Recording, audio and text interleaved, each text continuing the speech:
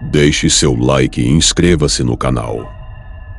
Era por entre uma vigorosa floresta que se situava um exíguo e pacato vilarejo. Ele consistia numa união em formato circular, um tanto caótica, de irrisórias e singelas moradias de carvalho. Lá, os ventos vagavam desenvoltos, sopravam impiedosamente contra os extensos pinheiros, que resguardavam os subúrbios, e eles então oscilavam pendentemente. A ventania cometia pelas incessantes frestas escarpadas das residências e, portanto, manifestava-se com traiçoeiro vigor, trazendo consigo um desconforto gélido. Lá, o único modo de obter água era no riacho, que fluía impetuosamente, acompanhado por um rumor exaltado, que se dava para perceber o ressoado a uma extensa longitude. Lá, os chilreados pássaros cessavam somente no crepúsculo, e então um semblante taciturno pairava nas cercanias, acentuando a penumbra do entardecer. Lá, eles eram excessivamente devotos à fé católica, tanto que, quase todas as noites, havia missa, que se principiava no prelúdio do poente e que se concluía no expediente umbrífero dele. Lá, a escassez de mantimentos era notória, coagindo um bando de indivíduos a passar boa fração do dia,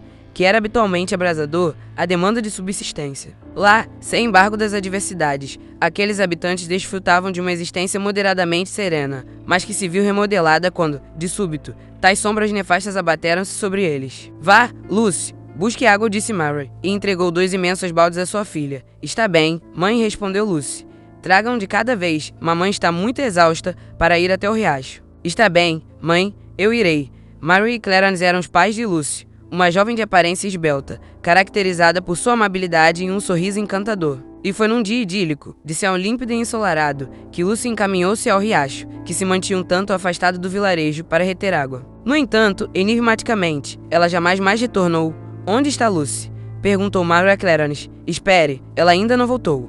Não. Após decorrido um moroso período, desde que Lucy foi ao riacho, no epílogo da tarde, uma patrulha foi mobilizada com a pretensão de localizar a mesma. Encontramos apenas um vestígio de sangue, que emergiu das margens do rio e que findou em meio à trilha, disse Paul aos pais de Lucy, que então desabaram em prantos. Rumores foram disseminados pelo vilarejo, de guisa ininterrupta, por intermédio do tradicional boca a boca, e, neste mesmo dia, a notícia do indecifrável sumiço de Lucy havia se difundido por absoluto. E nisto, o vilarejo encontrava-se inundado pelo assombro. Os habitantes perambulavam com inquietação, suas órbitas dilatadas e vigilantes, inteiramente abordadas pelo temor, reprimindo qualquer pensamento acerca do ocorrido com Lucy.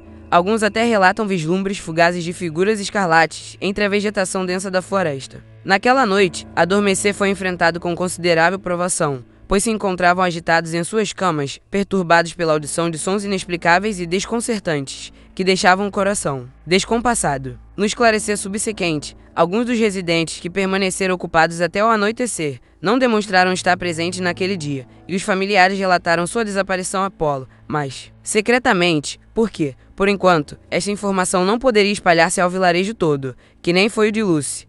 Há muitas desgraças recaindo sobre ali. Pesou uma profunda apreensão entre os indivíduos designados para adentrar na floresta com o intuito de procurar alimentos. Tal sensação de pavor mostrou-se de feição incontrolável. Temos de ir lá, senão o vilarejo todo morrerá de fome. Por que tememos algum mal? Estamos em 7, disse Carol para todos. Sim, deveremos ir. O animal que raptou Lucy ainda deve estar lá, e temos chance de pegá-lo, disse Ralph. Me desculpem, mas, e se não for um animal? Perguntou Roy.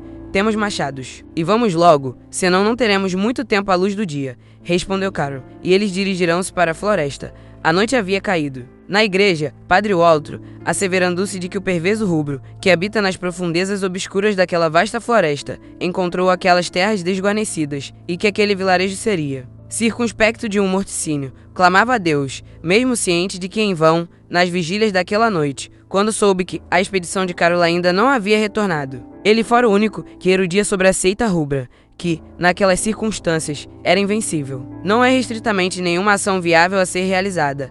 Caso eles optem por permanecer naquele local, estarão sujeitos a um desfecho fatal. Por outro lado, caso procurem fugir, igualmente estarão fadados à morte, mal sabendo que, enquanto isto, o indescritível acontecia lá fora, os vultos carmeses vagavam pelo vilarejo, o visitando, o dominando. Com sigilo e discrição, habilmente rompendo as portas trancadas, utilizando os machados que foram subtraídos da expedição. O breu da noite era pavorosa, uma névoa fantasmagórica pairava por ali, e, junto dela, um vento glacial que sibilava ferozmente pelas redondezas, apoderando-se das moradas, que estavam de portas entreabertas e cortando a pele dos corpos. Na aurora seguinte, o vilarejo não despertou de sua letargia, pois a generalidade de seus habitantes ainda repousava em seus leitos. Mas todos exibiam olhares inexpressivos, jovens e adultos, consumidos pela magreza inclemente, adornados com manchas ruborizadas e ressequidas, mortos. Os sujeitos de mantos carminados ainda retiravam os corpos e prosseguiam com eles por meio da vegetação,